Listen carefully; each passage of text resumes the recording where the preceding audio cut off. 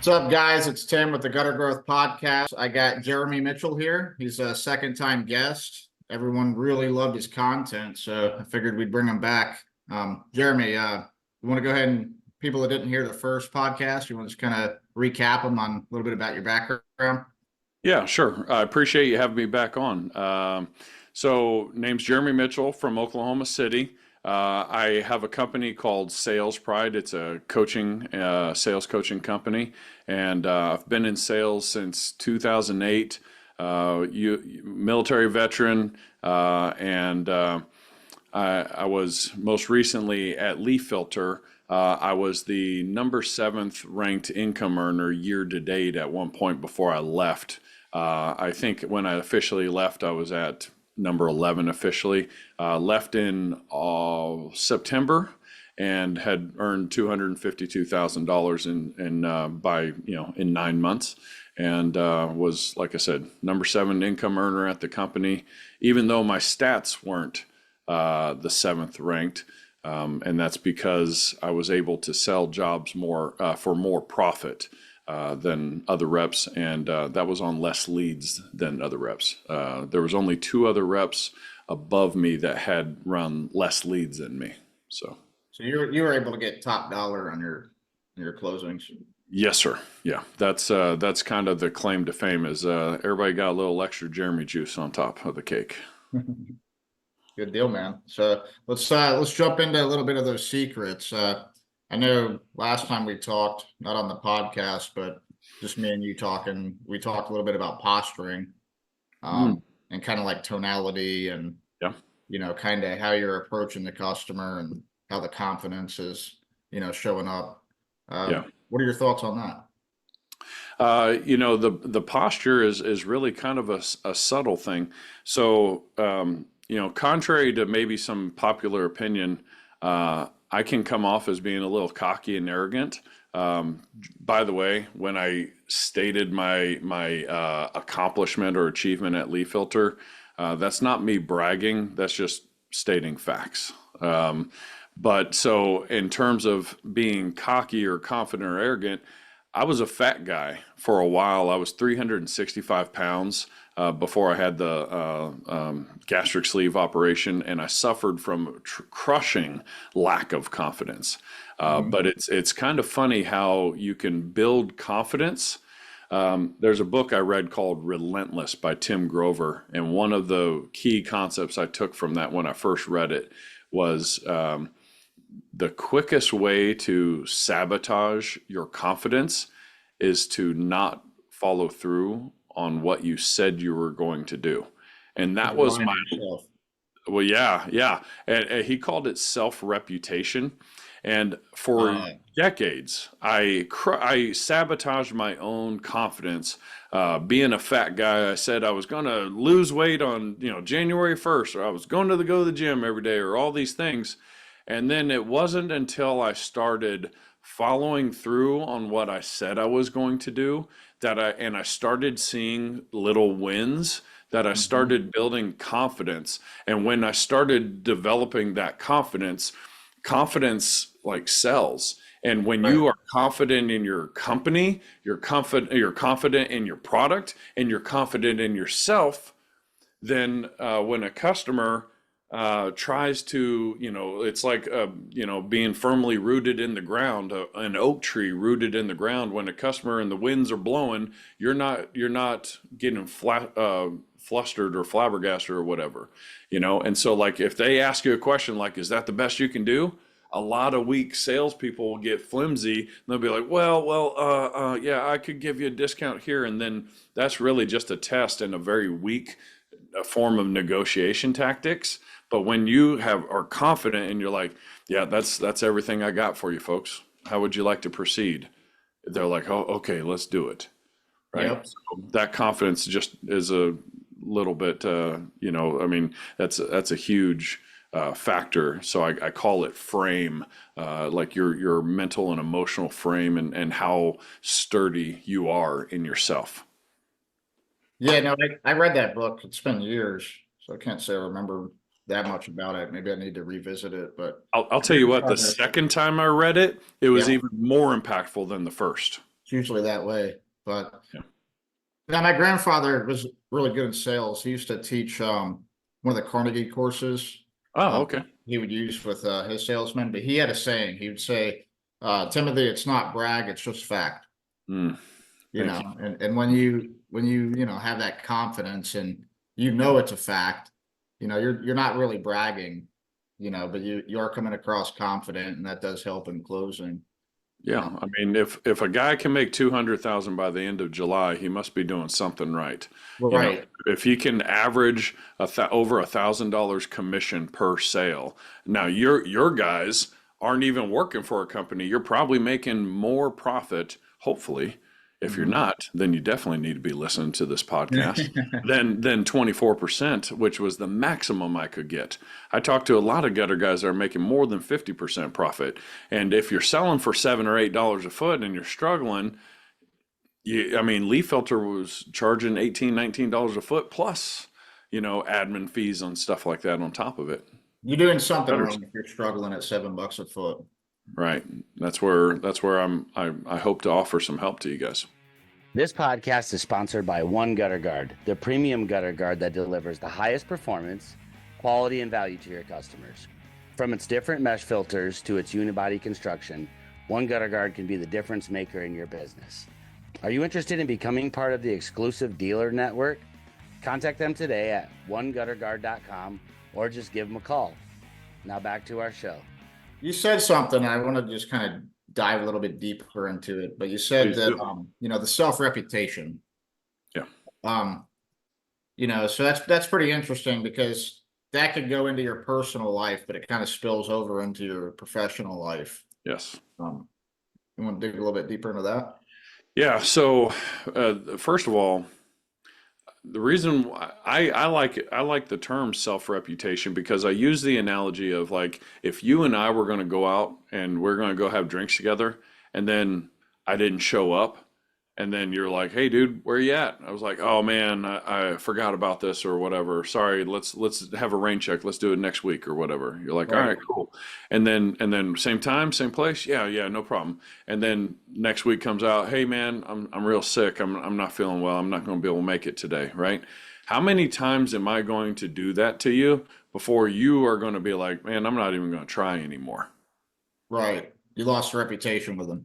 Yes. Well, that's what you're doing to yourself. If you say you're going to do something and then you don't do it, you might think, oh, it's not that big of a deal. Like this morning, for full transparency, I didn't go to the gym, but like because I didn't go to the gym, I forced myself to do something hard, and that was, in my case, 30 push-ups. So like that was my thing that I needed to make sure that I did. If I don't go to the gym at some point later today, at least I did something. And so that self-reputation, how you do anything is how you do everything. Everything. And it absolutely does bleed over. So one of my mentors is Andy Elliott, and I love how he talks about just like the other day I shared a reel of his where he said, if I don't go to the gym and somebody cuts me off in traffic, I'm going to get pissed off and I'm going to want to beat their ass or whatever. Excuse my language. Right. If we have to bleep that out. Okay. But he was like, I wouldn't do it, obviously, because I have too much to lose, but I want to. And Yeah. then and then he says, but if that happens on my way home after I just tortured myself in the gym, then it's no big deal. And he was like, if I ask myself if something bothers me, like if something really bothers me that happens during the day, I always ask myself, did you go to the gym today? And if the answer is no, well, that's why it bothered you. So it all stacks on top of each other and it bleeds over into other areas of your life. And the thing I like with Tony Robbins, as an example, another one of my mentors, he always talks about like, if you write down all of your goals, what's the one thing that you can focus on that will bleed into other areas of your life? And I'm Mhm. not here just to pitch fitness, but it's just the most basic. Sure. it's the most basic thing. It's the base. If you can't control your physical body, what you can't control what you put in your mouth, you can't control making yourself go to the gym. How are you going to control your emotional things when other influences outside of you start to come into play? How effective are you going to be at sales if you can't control these levels? So it all absolutely bleeds into other areas. You also get more respect when you show up somewhere and you're in shape, because people know, like, this guy, he takes care of himself. Right, exactly. That's a big thing. It's if anything, like I lost a bunch of weight, right? Had the gastric Yep. sleeve, so now I'm kind of like skinny fat. But like, there's a difference between me walking in just kind of looking like an average dude, and somebody like Andy Elliott walking in like with some oomph to him. And There's that guy's confidence is out of this world. Yeah, exactly. The Yep. type of confidence you want to try to achieve. 100%. So, if you had a choice to do business with one or the other, like if all things are equal, you're going to go with the one that looks better. It's just sex sells as an example. Yeah. There's a reason for it there, and maybe subconsciously that you're recognizing in them, if they take themselves this seriously, how much more seriously will they take their business as opposed to this other guy? Yeah, it totally makes sense. I'm an ex personal trainer, so I'm completely with you on this. Maybe a little biased, huh? Yeah, yeah. Yeah. And then it's also, I mean, it gets deeper. It's just like you exercising, your brain's going to work better. You got Yep. more circulation going on. You Yep. think like 10% better, and 10%'s a lot. Yeah, absolutely. And if you eat better, you drink more water, you're taking in these natural fats that your brain needs to process. I mean, you're absolutely going to be on the ball. Think about this, like if you don't get enough sleep, right? You get 3 or 4 hours of sleep compared to another guy, everything else is equal, but he got 8 hours of sleep and he's Johnny on the spot and answers the questions. He's going to have a higher likelihood of selling it than you and at a higher price than you if you only got 3 or 4 hours of sleep. I agree. It's just it gets so deep into the personal life, really bleeds over. It's just and I agree with you on that. One of my favorite quotes, again, from Tony Robbins. He says that 80% of success in life is psychology, 20% is mechanics. So Hmm. we could be talking about all these like fancy word tracks. Hey, how do you overcome this objection? Hey, how do you do this? How do you respond when this? Again, it all comes back down to that frame. It's that mental frame, that emotional frame, that physical frame. It's all part of that's 80% of it. I try to analyze why I'm decent at sales, and I don't think that I've been able to completely get it figured out, but I think it's the confidence. Like, I can't say that I don't use techniques. I don't have, like, I never had techniques. It's just, I do. They're my own techniques, but it's not like I did any type of training. It's just, I think I really excelled in being confident.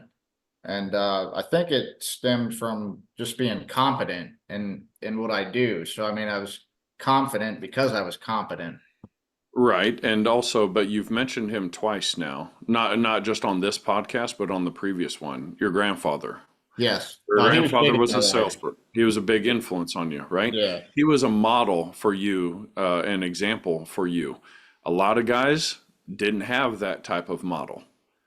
So for you, you can say, well, I'm not using these techniques. You probably picked up on some of these subtly and subconsciously, and you're using them and Okay. you don't even know them. It's like if you read the book, 7 Habits of Highly Effective People, it talks Mhm. about I read it. unconscious competence. That's probably what you're doing. It's like, Michael Jordan may be one of the best players to ever play the game, but he can't necessarily be the best coach because some of the things he does, you can't teach that stuff. Right.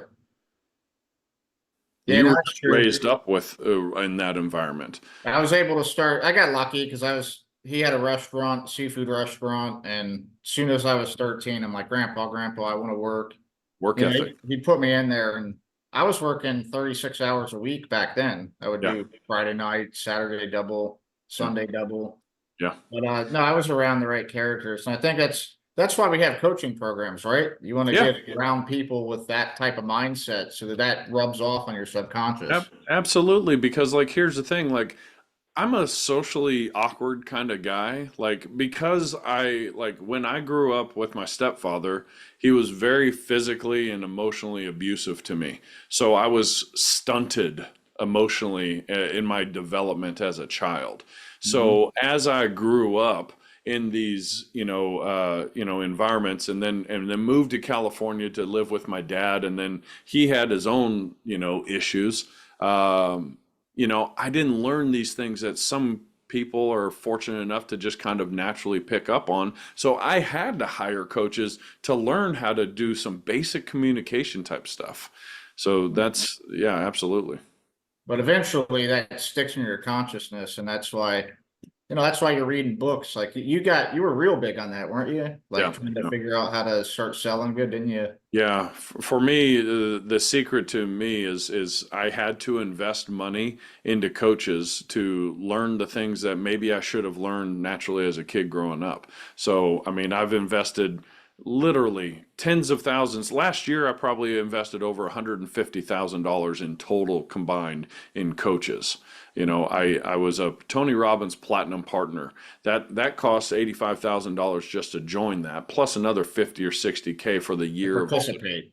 of all the travel expenses. It was 20 grand for me and my girlfriend to go to one 7-day trip in Maui, as an example, right? It had to be a great experience, huh? It was, and it was awesome. I'll never forget it, and it was worth the money, right? But then I paid, Andy Elliott 10 grand to go on a podcast, $25,000 to join his inner circle, plus an ongoing $1,000 a month, right? I paid Jeremy Miner back in 2020, paid him. 22.5, and then last year paid him another 10K to re-up with him again. So when you add up all those different mentors, plus I'm currently paying one 2,500 a month right now, Right. a whole nother different mentor. So, that adds up over the course of, a year to be like what, $30,000, I have so a couple of them right now too. I just joined two different mastermind groups aside from my own. which ones? One's a coaching one, and then another one, Builders Authority, Oh, okay. that's, personal branding. Okay. Yeah, I got Check that those invite out. on Facebook. Yeah, What's we'll the, try to kind what's of nail down my social media marketing, my personal branding. It'll spill over into business too. So 100%. Yeah, and that's another thing. I just invested, $9,500 into AIA, which is how to do Instagram ads. So it's Mhm. like I don't know how to do Instagram ads. I could go on YouTube and go try to figure this out on my own. And so let me pause for a moment on this. You have choices, right? You have two most valuable resources at your disposal. You have time and you have money.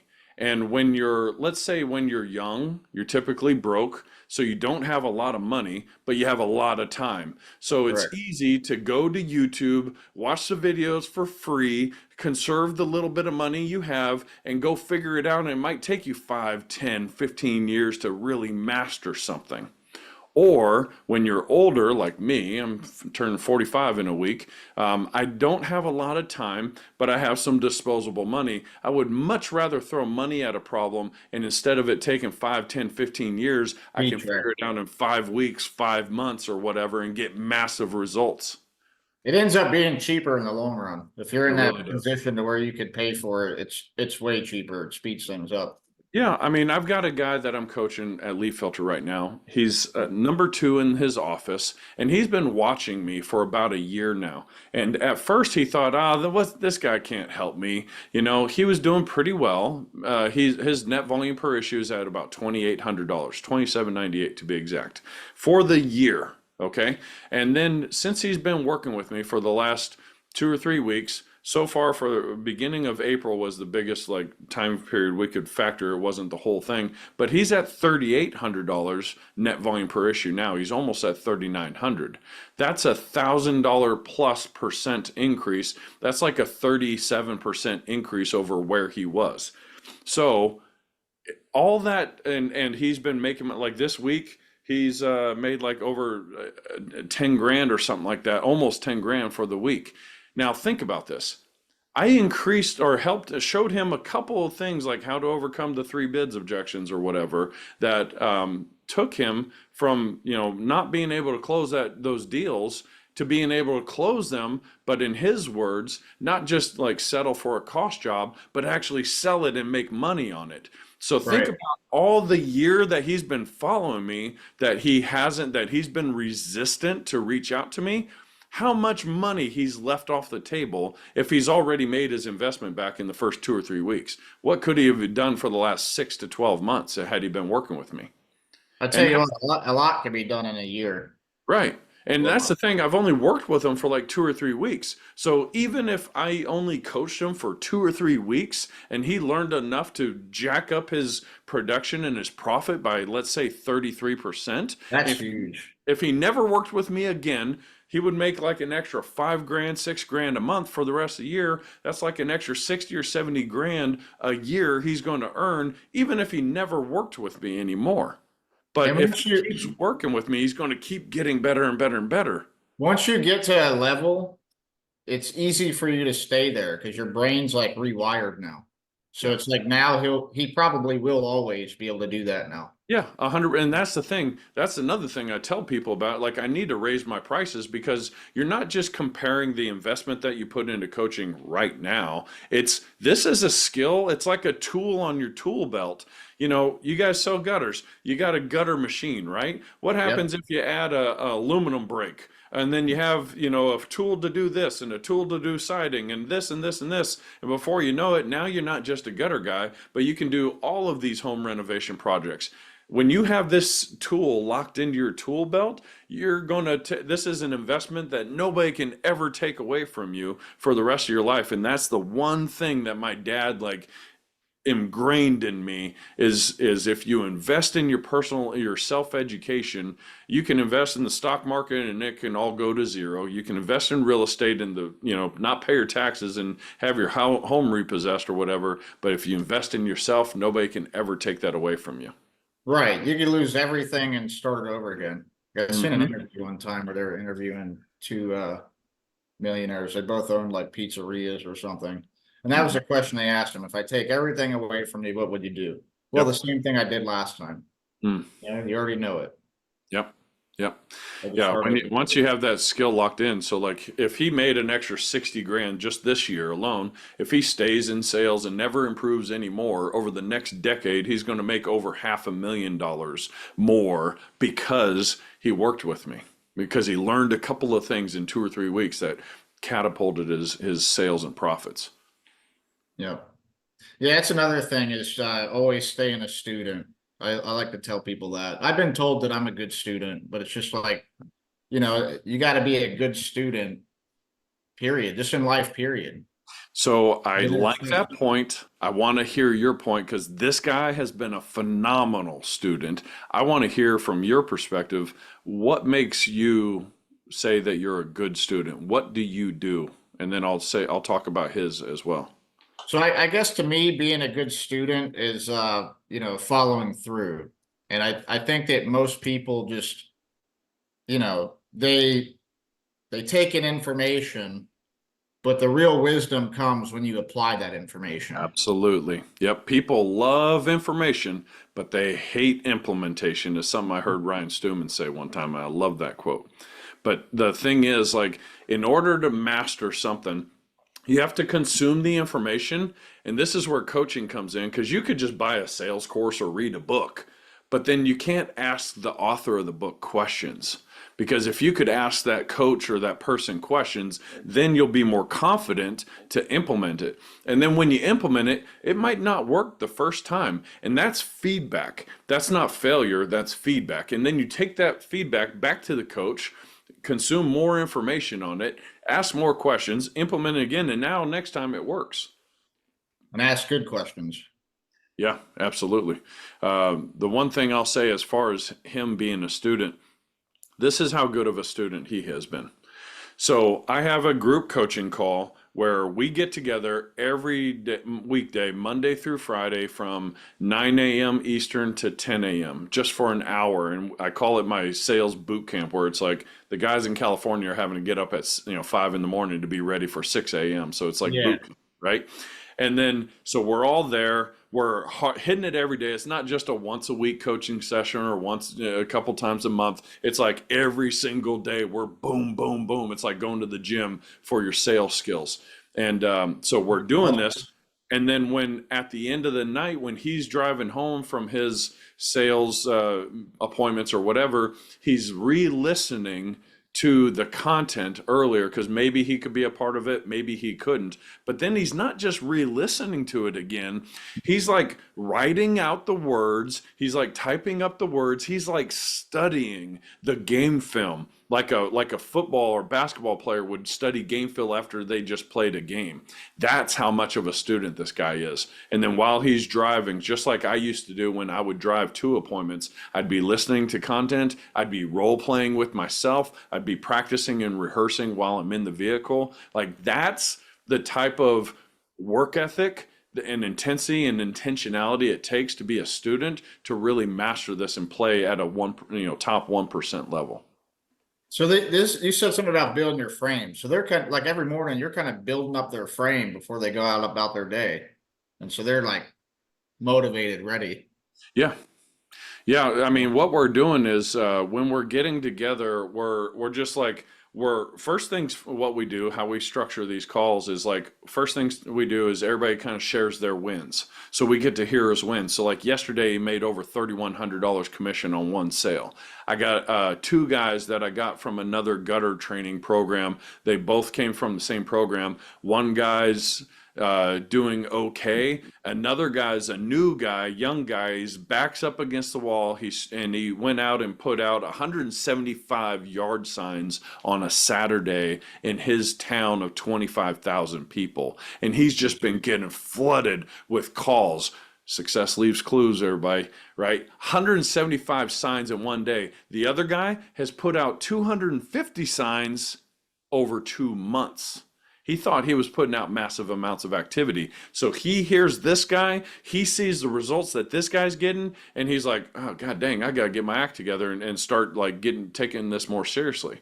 So we celebrate the wins, and then we talk about, okay, you went 2 for 3. What happened on the one that you didn't sell? Oh, it was a one leg, blah, blah, blah. Okay, how did you approach that? Okay, let's role play how I would do it. And then and that's how the coaching sessions go. So every day, it's not just like woo woo, like motivation, pump you up type stuff. It's actually like actionable stuff. That's one of the things I despise about coaching and personal development is a lot of gurus out there will just tell you these cliche statements like happiness is a choice or whatever, but then they don't tell you this is what you got to do to choose to be happy. Just as a random example. So they actually get actionable material, they go out and implement it, and then they get the feedback and they bring that and they celebrate it the next morning. I just wanted to comment on the sign thing that you said. I Please. had a guy that was in the lighting industry, and I had a real successful light season last year for the Christmas lights. I did really good Gotcha. from the first year. So he was picking my brain, asking me, what did you do? And I did street signs as well. And he's like, well, how many did you do for the season? I said, between 800 and 900. And he was like, oh, wow. He goes, I did 200. He goes, that just gave me a perspective change. Yep. And so a lot of people are doing a lot of the right things. You're just not doing enough of it. Yes, exactly. I'll touch on a point on that. If you think about an airplane taking off, if you're in the cockpit and they go full throttle, they're going, down the runway, and there's a certain speed that it takes to achieve liftoff. If they didn't go full throttle and they didn't hit that speed, they're never going to hit liftoff, and then they're just going to end up crashing at the end of the runway. That's a great analogy. You've got to, thank you. It's not mine. I got it from some guy in network marketing. Yep. but it was like full throttle and just balls to the wall, massive amounts of activity. That's one of the things Tony Robbins talks about is like the second key or the second principle of success is massive activity. And you think you're doing enough, you can do way more. Yeah, I mean, a lot of it's like, why is it easy for me to be successful? A lot of it is I'm aggressive, and it's just I'm going to do a lot of it. Whether it's AdWords or Facebook marketing, I'm going to take it to the extreme because to me, it's just a numbers game. Yep. And I want to play with higher numbers. Right. Yeah, absolutely. I love it. Love it. So. All right, come on. Ask me some more questions. Let's get deep into the sales stuff because a lot of this is psychology stuff. Yeah, that's true. That's true. All right, so let's move to more. You want to move to like techniques? Yeah, let's do it. Okay. Well, I mean, the gutter industry, they're going to houses and it's usually in person. Did you ever do any virtual or was it all pretty much in person?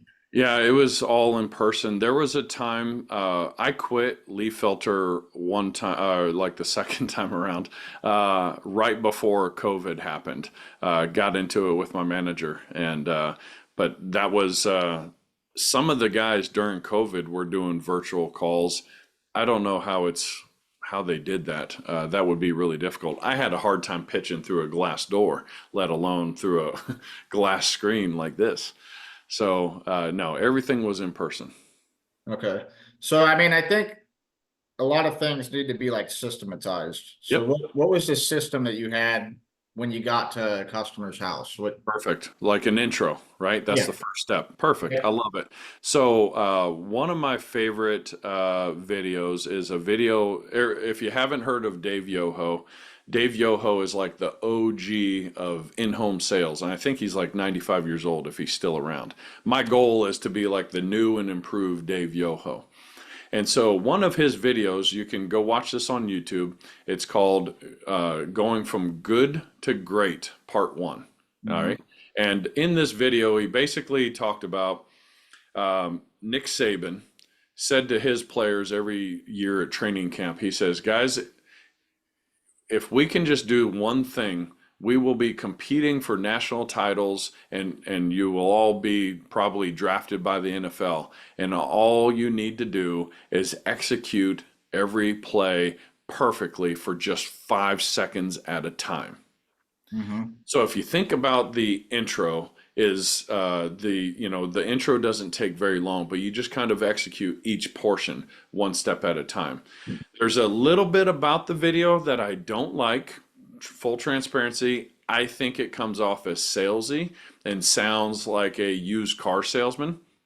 So my approach was different. Their approach was you say the prospect's name twice before you ever introduce yourself. I love that part about it because like Carnegie, How to Win Friends and Influence People said, Yep.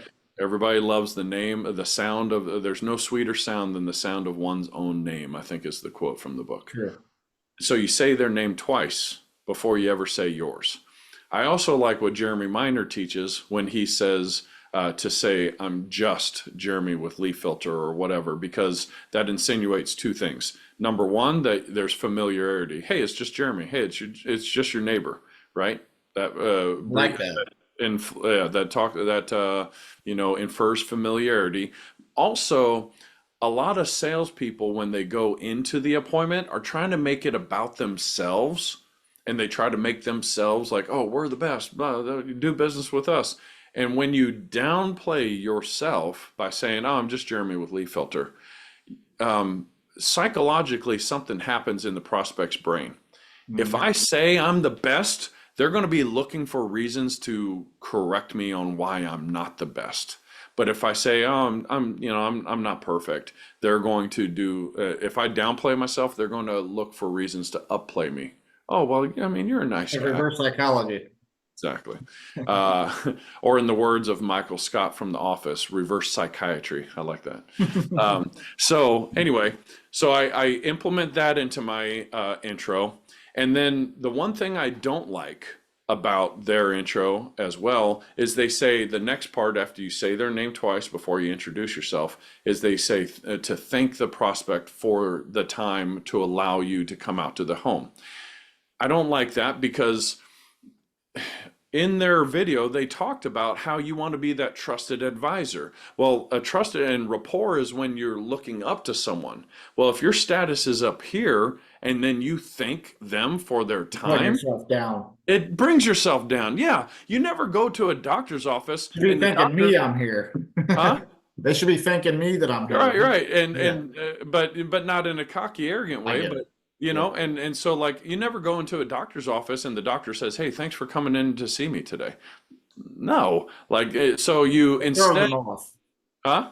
It throws them off saying that. Yeah. So Yeah. instead of thanking them for allowing you to be out there today, I like what Jeremy Miner teaches is he talks about trying to get the prospect to switch their thinking, get their thinking into results-based thinking rather than price-based thinking as soon as possible. So you would say something like, "Hey, it looks like you booked a 1 o'clock appointment for us to look at a way to keep the leaves and debris from getting inside your gutters. Is that right? Or does that Yep. ring a bell?" Right? So that's the reason why you're out here. You're not here to give them a free quote. You're here to help them get the result of what you're offering. So the result is you don't have to clean your gutters. The result is you don't, nothing gets in your gutters anymore. Protect your home against water damage. Stay safe off of ladders, all those things, right? So you could tie any one of those results into it. And then the third thing that they say in their intro in this going good to great video is asking them a question. And so I do like the idea of asking them a question. They kind of do the introduction and rapport and frame building all in one thing. It sounds very long-winded, and that's another reason why I think it's salesy. So I just do something simple like this. This is what it sounds like. Knock, knock. You answer the door. In a confused tonality, I'm going to say, "Tim?"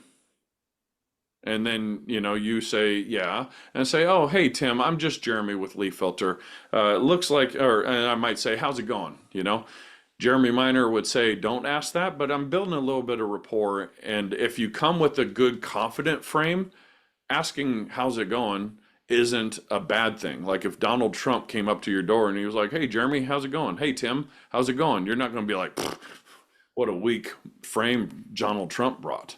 you know so then you say, "How's it going?" "Oh, it's going pretty good. How's Yeah. it going?" Maybe make a little joke like, "Oh man, I'm just trying to stay out of trouble." "Well, hey, it looks like you booked an appointment for 1 o'clock for us to look at ways to possibly keep the leaves and debris from getting in your gutters. Is that right?" And I'm kind of acting like confused a little bit, because a confused tonality will, human nature is to want to help come to your rescue. "Oh, yeah, yeah, that's right. Okay, cool. Well, I know we've got a limited amount of time here, so if you're ready, you want to jump into this or just jump in? So here's what it sounds all together, rather than explaining everything. Hey, Tim? Go ahead. Yes. Hey, Tim, I'm just Jeremy with Leaf Filter. It looks like you booked an appointment for 1 o'clock to look at ways to keep the leaves and debris from getting in the gutters. Is that right? Yeah, I got this stupid tree over here that just sheds all day, and it's I got to get rid of this problem. Understood. Well, hey, I know we've got a limited amount of time here, so if you ready to jump in? Yeah, let's do it. Perfect. And then we'll start walking, right? While we're walking, I'm going to, explain, I'm going to do what's called a status frame or frame the call. People need certainty, right? They need to know, they have to have there's a basic human need Tony talks about for certainty where they have to kind of feel comfortable with what is expected, to be able to reasonably predict what's going to happen next. So I'm going to meet their need for certainty by saying, "All right, cool. Well, hey, the first part of this appointment's really pretty basic. I just need to I need to ask you a couple of questions to kind of figure out what's going on with your gutters. And like you mentioned the tree and all that. So I'm going to ask you some questions about, what's going on now. I use the body language right here for now. And then I say, and what you're hoping to accomplish. So by me raising my hand like this, I'm creating a physical and metaphorical gap here. And this gap is why they're going to buy, because they're So here. you're incorporating some body language here. Body language, yes. And and what you're looking to accomplish, and just to see if I can even help you, because like I need to do an inspection of the gutters, of the wood, make sure that like because some people, how some people neglect to clean their gutters very often or as often as they should. And then it causes the gutters to overflow and water damage can seep back there. And sometimes I can't even help people even if we wanted to. So I need to do an inspection to check for that just to see if we can help. And then I need to take some measurements, take some pictures, and then I'll go sit in my little mobile cubicle and count up, how many millions of dollars this is going to cost you. And then I'll come inside, I'll show you what we got, show you the damage I found in the inspection and all that, and then answer any questions you got. Sound good? So you're setting a clear expectation, so they know what steps are next, and you're kind of That's the point. Right. And I'm getting them to buy in that, hey, this is what's going to happen. You're either going to get on my ride or I'm not going to be able to help you. Yeah. Right. So I take control of the appointment right away. And they understand that's that frame that like, this is, hey, I'm here to help you. The doctor doesn't come in and let you ask all the questions of them. They're like, all right, well, hey, it looks like you've got some pain in your stomach. I just need to kind of run some tests and everything just to kind of see what's going on. And then if might have to refer you to a specialist and go get x-rays and all that. So if it's all right, how long have you been having this pain for? And they start rolling in the questions. They don't let you take control of how they run their doctor's office. One thing that I always tell people, this lines up, is I always say that I was good at it because I took the authority. Yep. And, like for instance, you'll get a homeowner, right? And they'll have all these ideas. I want to do this, I want to do that. There's plenty of times I would tell them, no, I'm not doing that.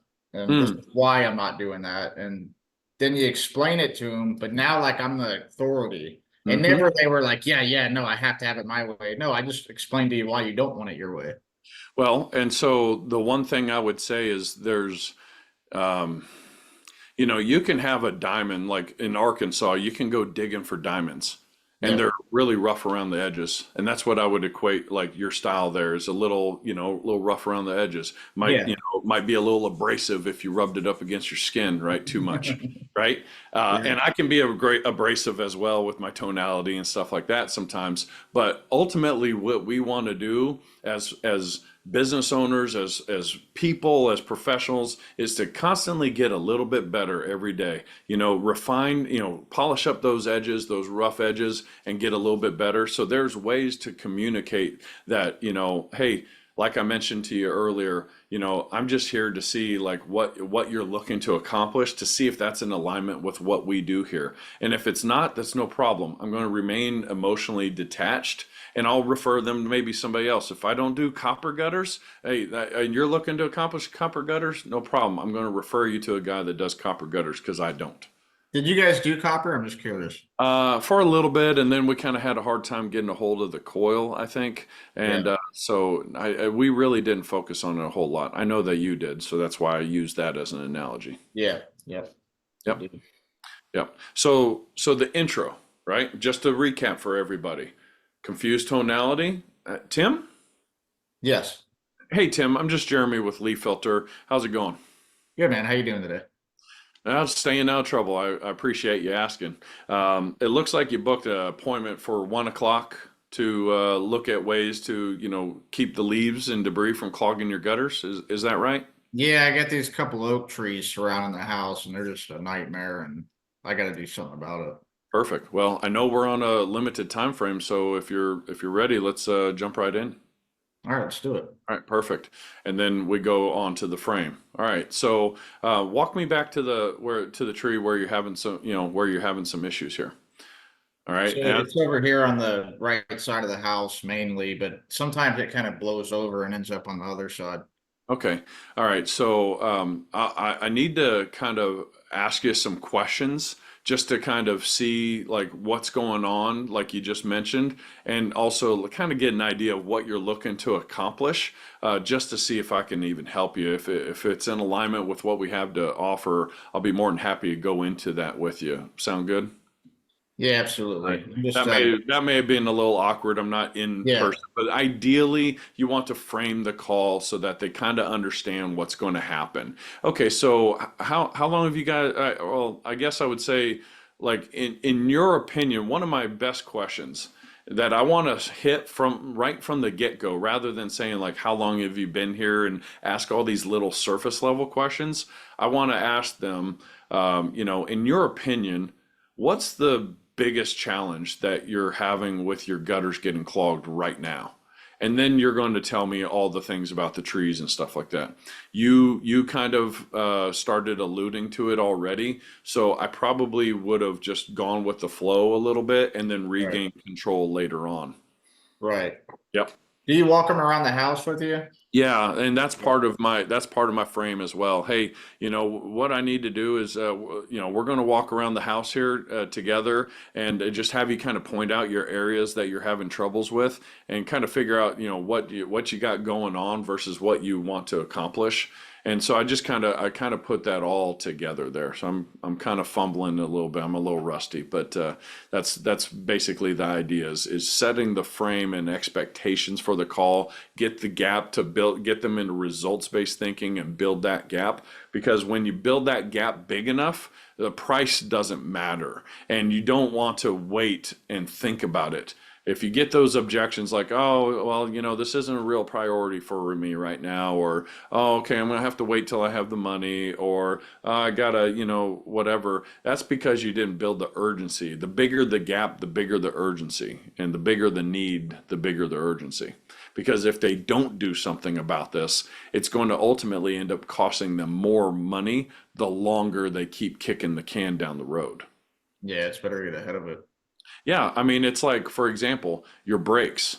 Like, you can go ahead and like replace the brake pads, on a regular basis, or you can just go ahead and let it go all the way down, and now you got to replace all the calipers and the rotors and Rotors, everything, and then it ends up costing you 2 grand when it would have cost you $500 just to replace the brakes. do some slap pads. Yep. Yeah. Or, oh, I don't want to change the oil. It's going to cost me $100. So I'm just going to let it ride and then pay 5,000 for a new engine. Like, that doesn't make sense. Same thing with your home. Let's take care of this problem so it doesn't continue to have water damage, because that's the most pervasive kind of damage that people have with their homes. And then, go from there. So I imagine, so you set the frame, you walk them around, Hmm. you have them go back in the house so you can kind of do your thing. Yeah, sometimes they'll help me measure. Usually, I'm getting up on the ladder, I'm taking pictures, I'm peeking in the gutters. If it's a low roof, I'll get on the roof and, take videos and really good inspection. The better the quality of the inspection, the more relevant the need is.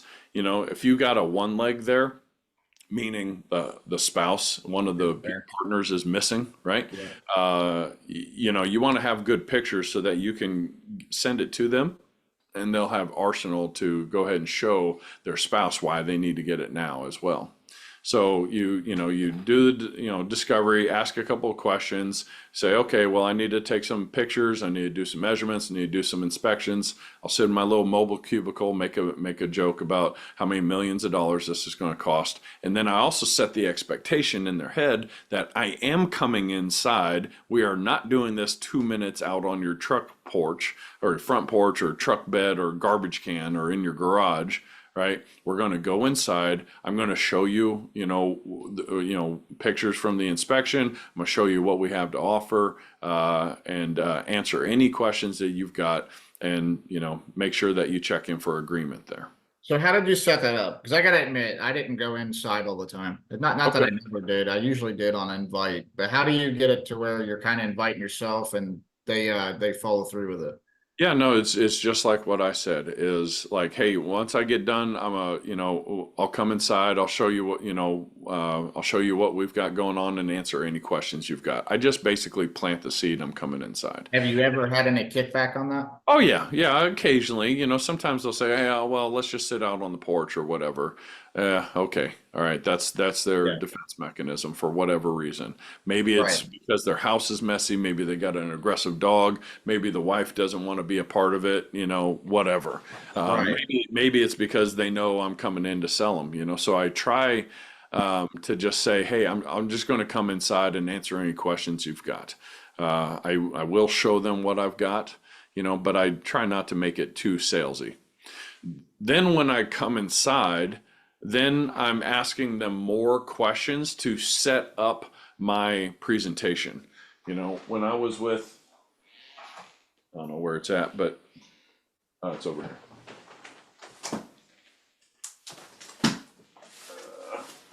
When I was with Leaf Filter, we had like a little pitch book like this, Yeah. where we would go through all this stuff.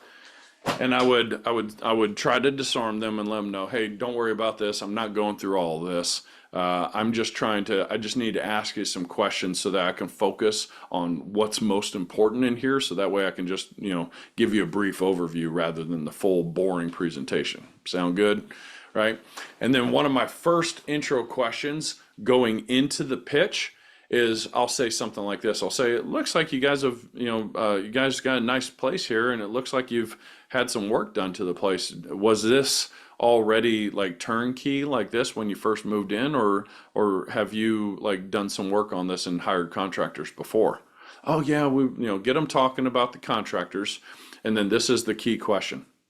I would say, so like, and mind you, I want you to pay attention to the tonality I'm using and the pauses that I implement and how slow and the cadence I'm delivering this, Mhm.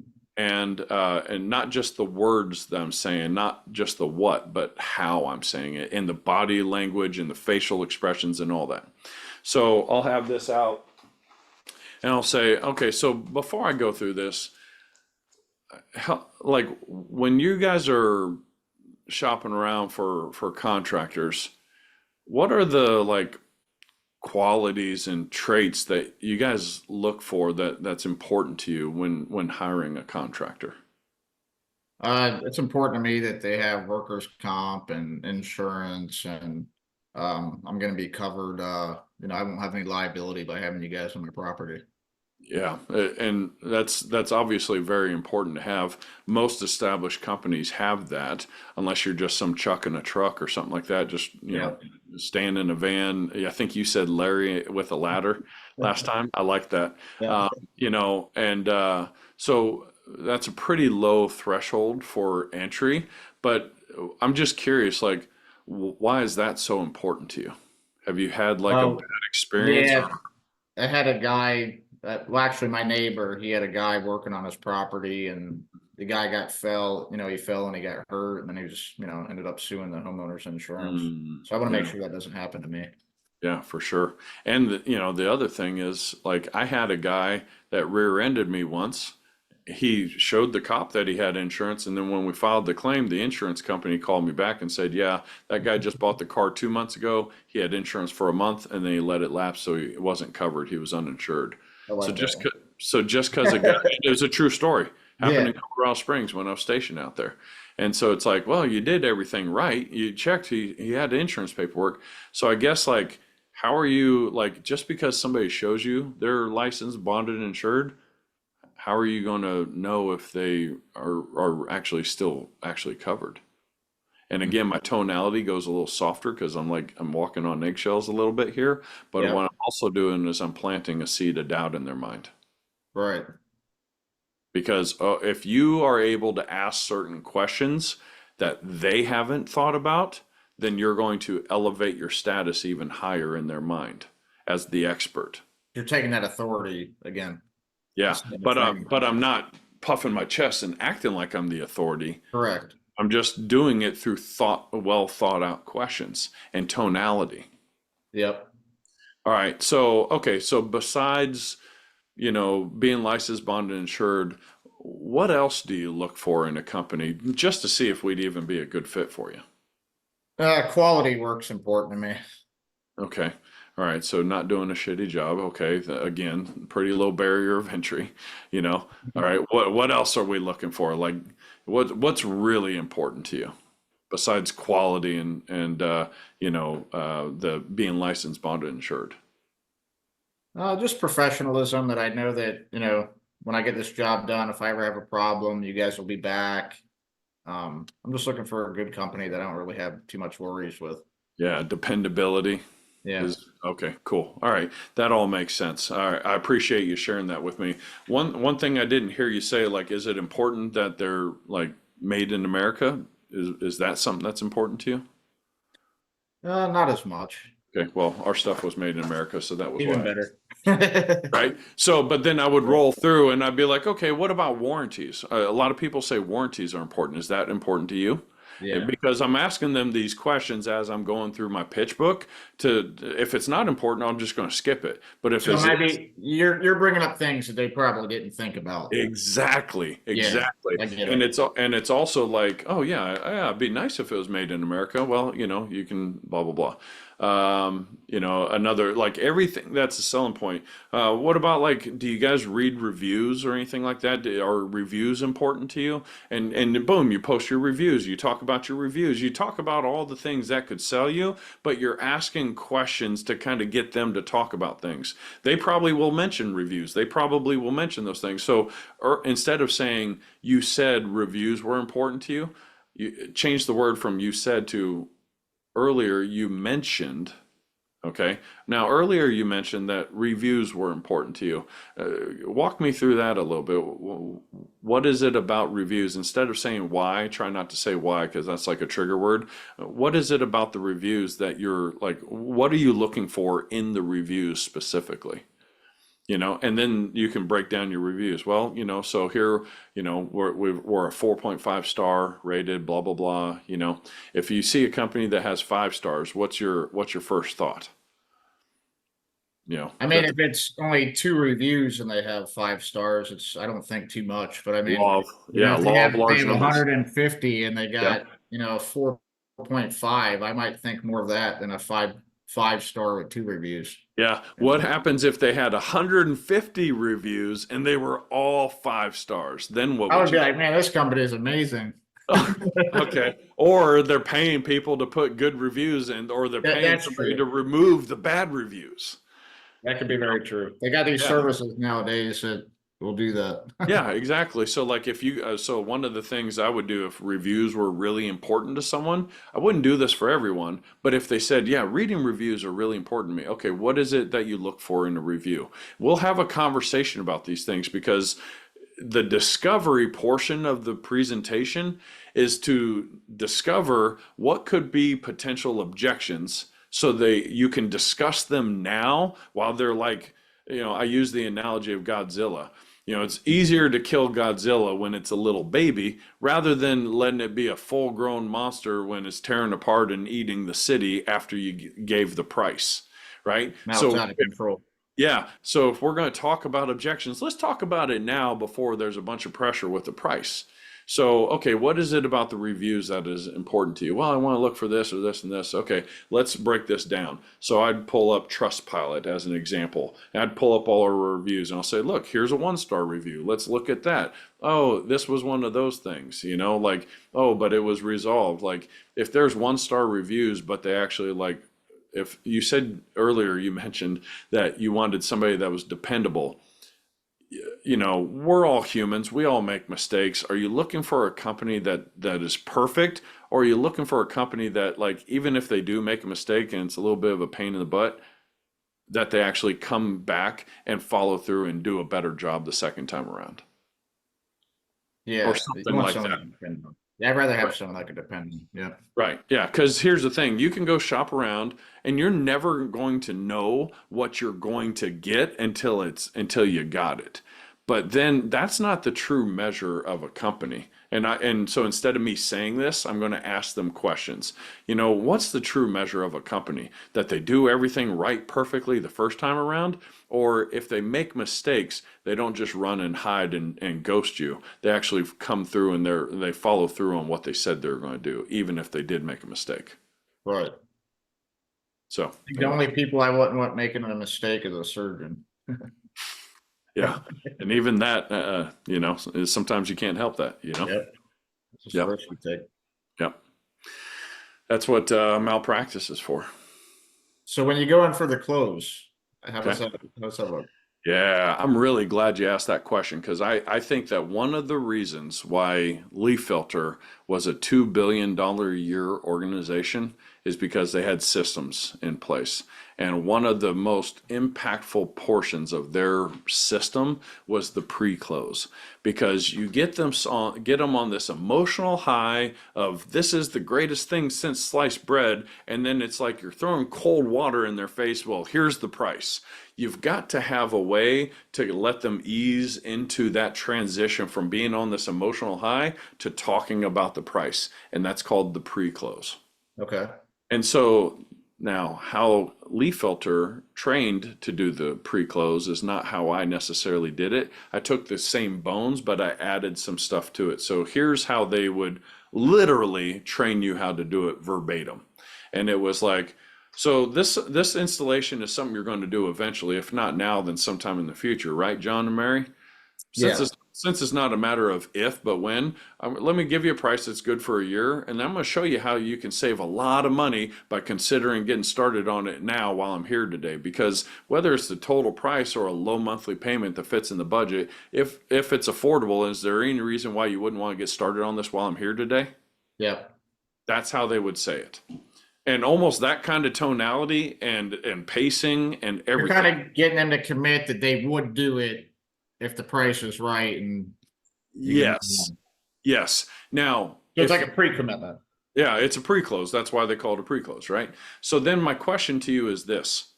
If you heard that as a homeowner, how would that make you feel going into the price?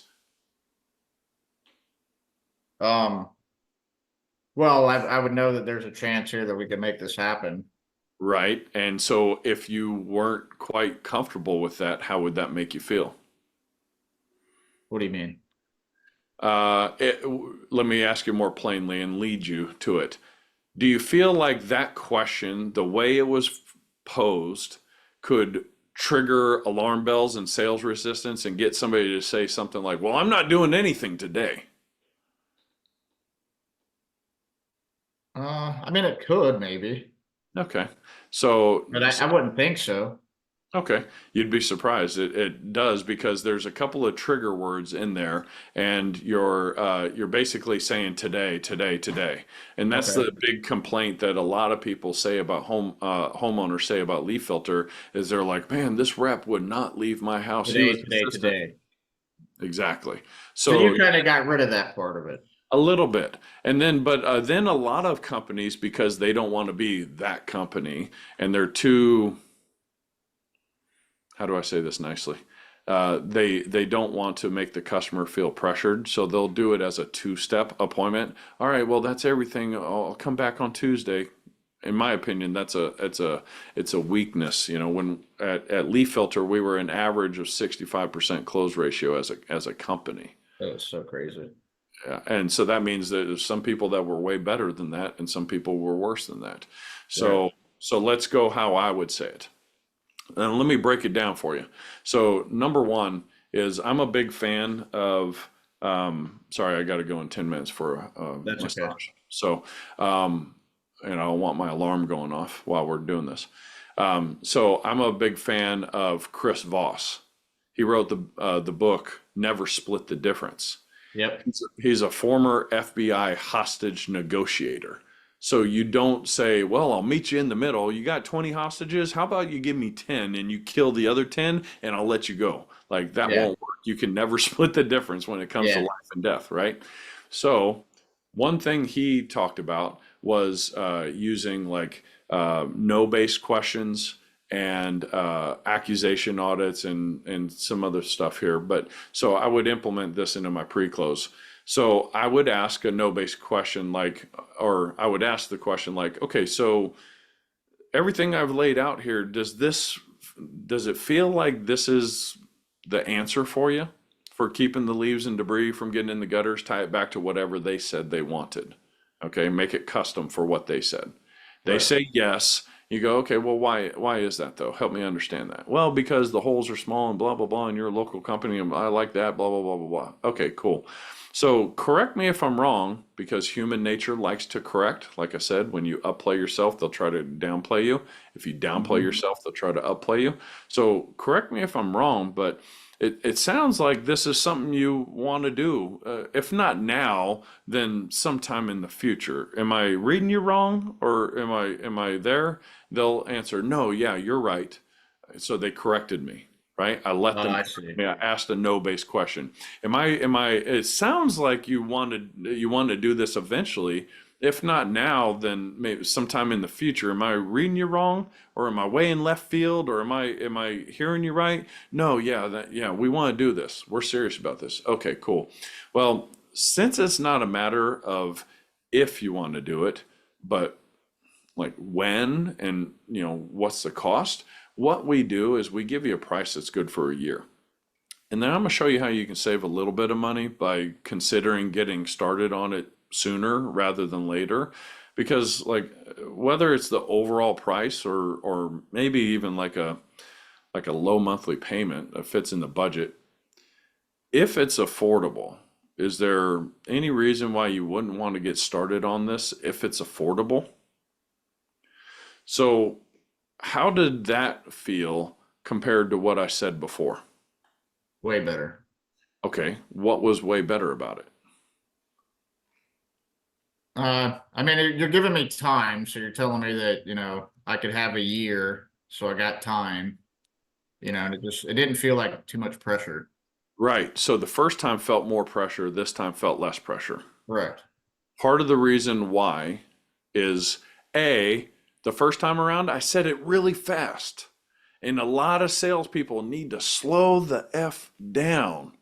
I said it really slow. My tonality was softer. I didn't sound as scripted, because before it was just like blah, blah, blah, blah, blah, blah, blah, blah, blah, blah, blah, blah, blah, blah, all scripted, all one uniform pace throughout. This time I spoke a little fast and then I slowed down. I changed my tonality, I slowed down, right? And it sounded more free flowing, like a conversation, right? And then I also replaced the trigger words like today for affordable. I changed the trigger words for today like sooner rather than later. I used some body language.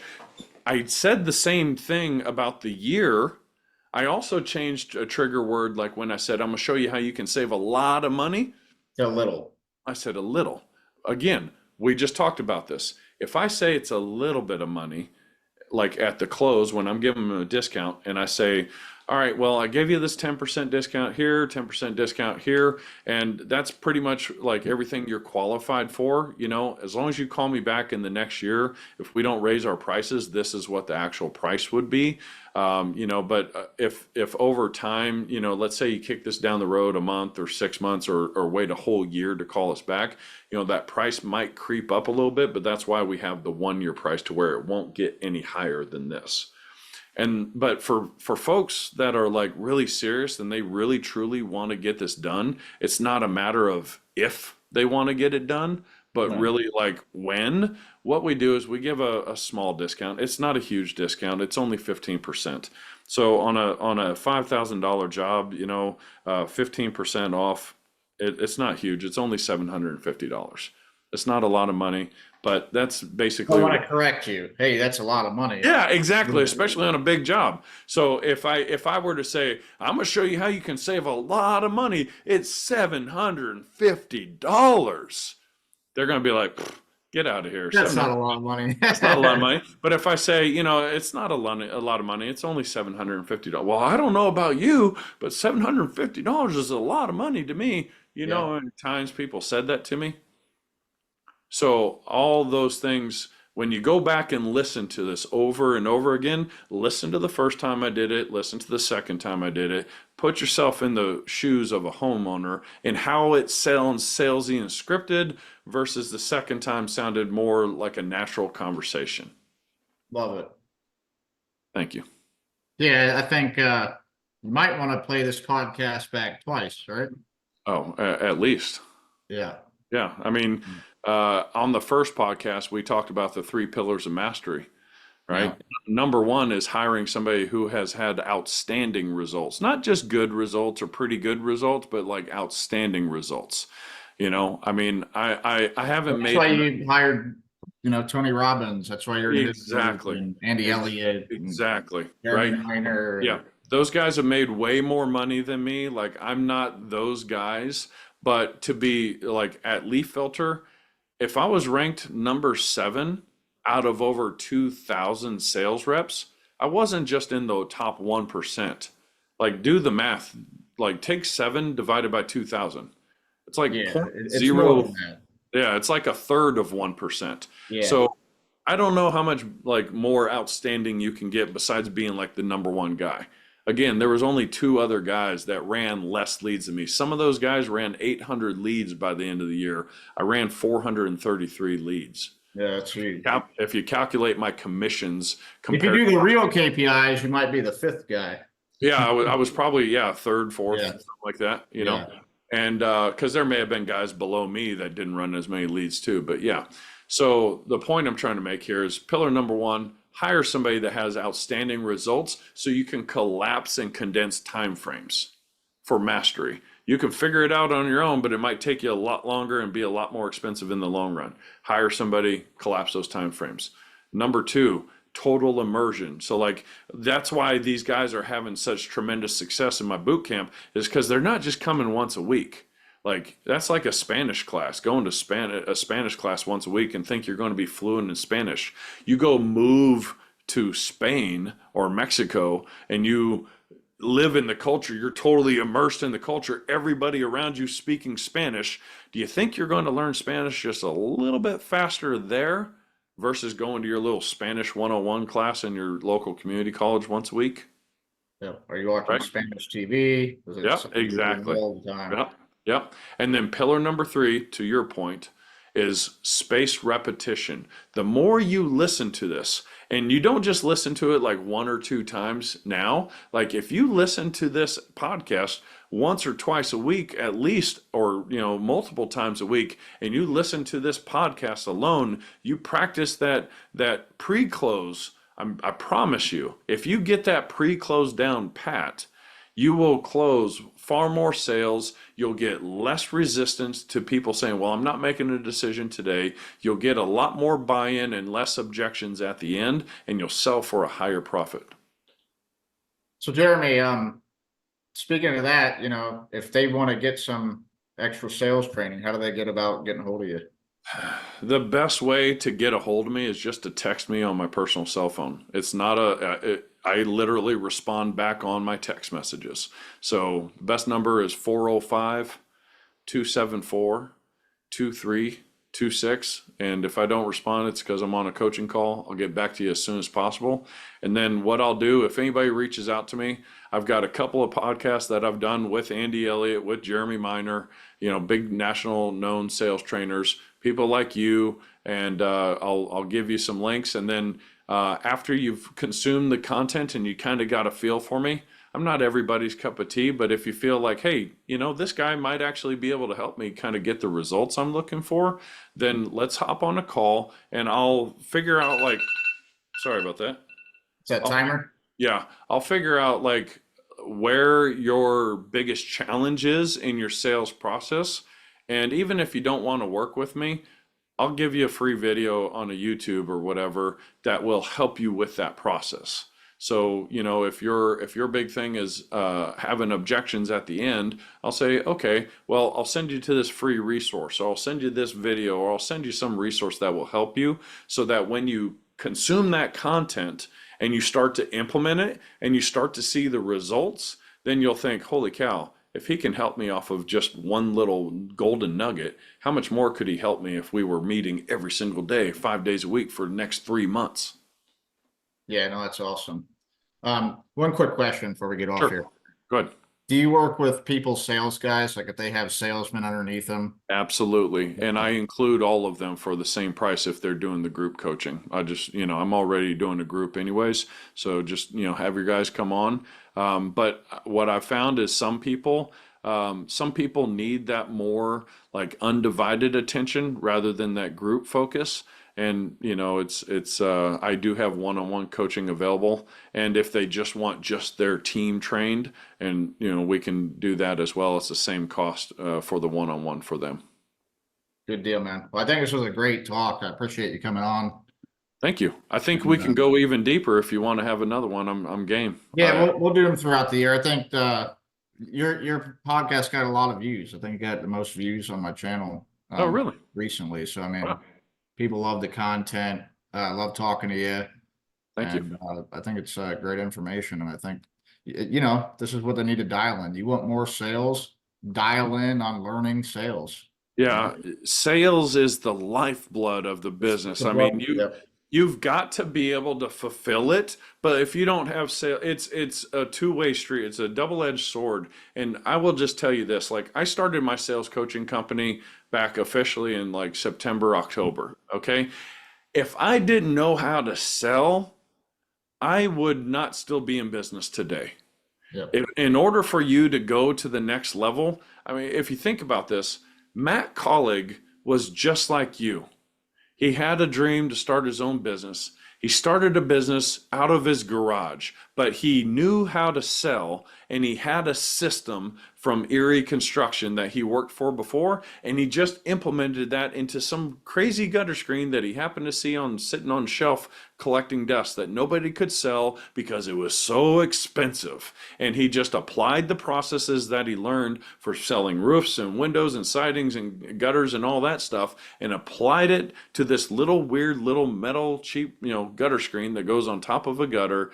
Who would have thought selling metal screens on top of gutters would bring you $2 billion a year in revenue?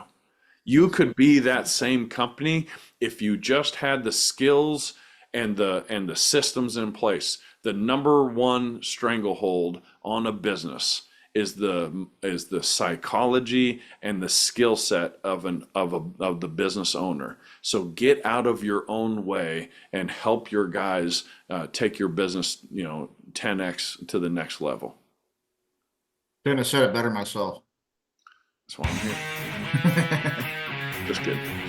All right, Thank you, brother. That was great, man. Thanks, Tim. Yep. Thank you, brother. See you. All right, man. Have a good day. Bye. You too.